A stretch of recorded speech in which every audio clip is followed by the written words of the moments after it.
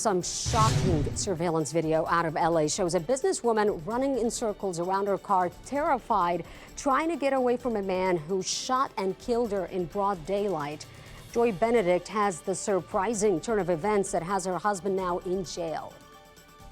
The video is shocking as an armed man chases a woman around a car in broad daylight and murders her. I'd like to first extend our condolences to the family and the many friends who were impacted by this senseless criminal act. In a news conference, the San Bernardino police chief and county district attorney announced this was no random crime, it was murder for hire. The reason, a pending divorce. Definitely a murder for hire case.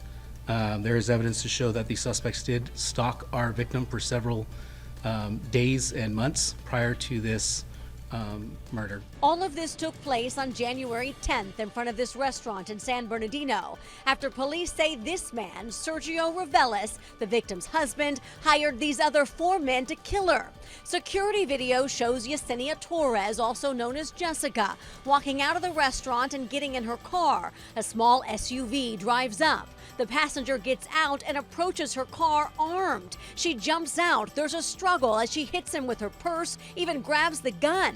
A Good Samaritan runs out to help, but then the gunman opens fire. There was a total of 9 rounds shot at the victim. Detectives described what happened next after they froze the video.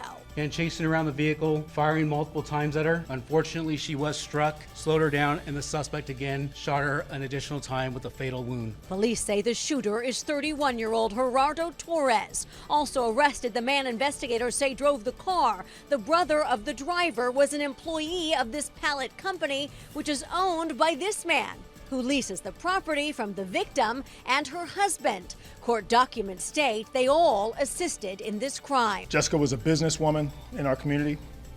She was well known and well respected by many throughout the community. Investigators say in the last month they've recovered hundreds of thousands of dollars in cash for the murder and other evidence to prove their theory. And they hope these arrests will bring a little peace to those wondering how this could have happened at all. I pray that the efforts of our team, of our investigators, bring some small measure of closure to the family and all those impacted by this.